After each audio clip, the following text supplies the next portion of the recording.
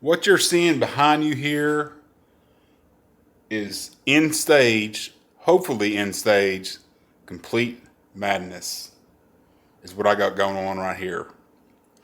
So recently, I've been hired, I guess you would say, to shoot the calendar pictures, which would include headshots, general portraits, group photos of the cheer and the Palm Squad. And I am freaking out about it because I've never taken on a job like this, and I'm hoping I didn't bite off more than I can chew. I'm confident in my skills enough to get decent looking photos with the flash and in different scenarios, but there's always an element of surprise in there, and maybe I don't know what I don't know, and that's what's bothering me. One of the things that worries me the most is not actual the taking of the pictures, the setting up of the lights, the getting the right powers, all that kind of stuff. The main thing that scares me is being able to direct like 30 girls and get them in and out in a decent time and coordinate with the different coaches. There's like 2 or 3 coaches for each of the teams. So all that's kind of scaring me too. At least the coaches pretty much do all the poses and stuff, so I don't have to worry about posing and setting everybody up in a specific location, which is good and bad because they will set the girls up in a particular way, and that may or may not be a good way photographically. What I mean is they might have one set of girls here and one set of girls, 5-6 feet away, deeper than the first set. So, we have some problems there getting everybody in focus. And I hate doing group shots. I absolutely hate it. And I'm pretty bad at it. We was down in Florida just a few months ago. There was opportunities for all kinds of group shots. I didn't take any because they just make me nervous, and I'm not gonna get everybody in focus, and they're gonna look bad. And to be honest with you, I don't ain't so sure like a full frame camera is the best tool for group photos. I'm thinking recently that the cell phone might be the best tools for group photos because it takes like bazillion pictures and does all the calculations right there in the camera, and everybody's in focus and the photo looks kind of like you want it to. But I really can't get out there and take a bunch of group photos with my cell phone. That might look kind of amateurish. What we're going to do today is we're going to take some headshots with this equipment and see if I can get it dialed in just right. Now, I took some last night, and the problem I had last night is I wasn't tethered into my iPad. But, so my shots were not well exposed. Even the screens in the back of the camera, they just don't give you a good picture of what's going on. So today I want to tether with my iPad. Hopefully that'll be better, but we'll see how this works out. The first thing we're going to do is we're going to work on our hair light. I want to kind of go down the side of it'll be this side over here, I guess. The side of my shoulder, my hair, side of my shoulder, kind of a kicker light, to kind of separate me from the background. You have to get that set first.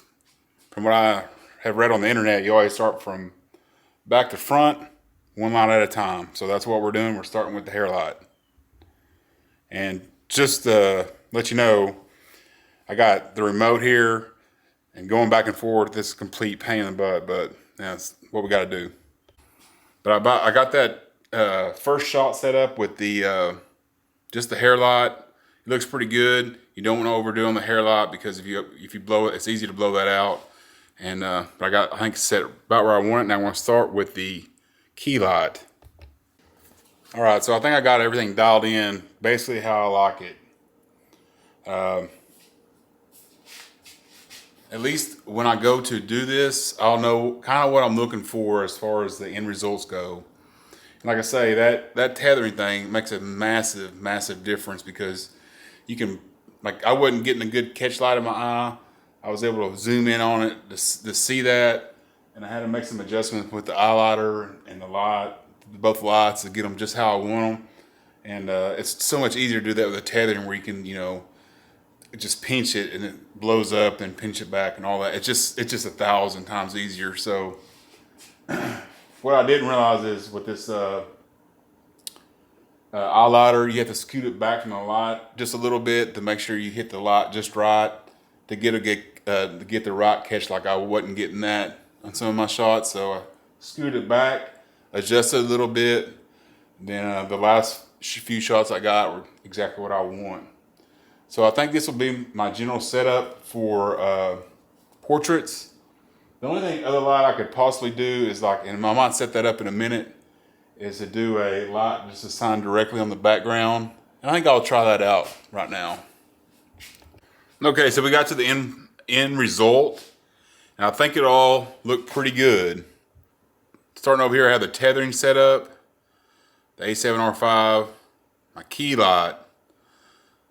Over here, I have the hair light / rim light kicker, and I really think it sets it off, the photos. Right here, have the eyeliner, and again, that gives you nice underlining for the clamshell lighting, and a cool little catch light. And then back over here, right there, is a light that I put on the background specifically to make sure it's nice and bright. And I think that this shot right here is pretty much dialed in to what I'm looking for. So I'm gonna break all this stuff down and set up for a different kind of shot that I might want to do. Okay, so what we have here is a little bit of it's a completely different setup, meant for a whole completely different picture. So we have a little bit more moody lighting. This key light is casting more of a shadow on my face. And then in the back here, I have two kicker lights, the FJ200s with the blue gel on there. And blue is the team colors. So I'll show you this picture that I got with this setup. Tell me what you think. But wait, there's more. Be right back. That's right, smoke machine. So set up my two lights, kicker lights with the blue key light, put a little smoke behind me, lit that up with the blue light. Exactly what I was looking for. This shot was the easiest to set up of them all. I think if I was to do anything, like, here's the situation. My garage is so small that I'm afraid the key light's bouncing off all this over here and then reflecting back on me and giving me some fill light. So I do have a fill light, a 7-foot parabolic umbrella that I would set on the left-hand side of me at a lower power just to give me a fill light. But out here in a small garage, I don't think I need it because it bounces off all this wood and stuff. And that's why probably my face is a little bit more tan than it probably is. But anyway, went over two shots, the headshot and this specialty kind of shot. Now I won't be able to do this with very many of the shots because I don't want to fill the whole gym up full of smoke, but I think in one shot per athlete, I can get this and have something really special for them. But I think it looks pretty cool. Anyway, let me know what you think about this whole setup, any of the pictures, down in the comment section. Am I on the right track? And boy, I could use some words of encouragement because I am nervous as I can be. I'm as nervous as I can be about this whole shoot. So, but I have a little bit of time to practice.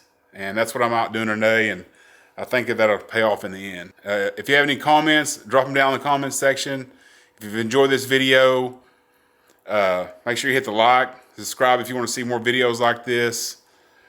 I'm going to be doing a lot more practicing. Thanks for watching, and we'll see you on the next one.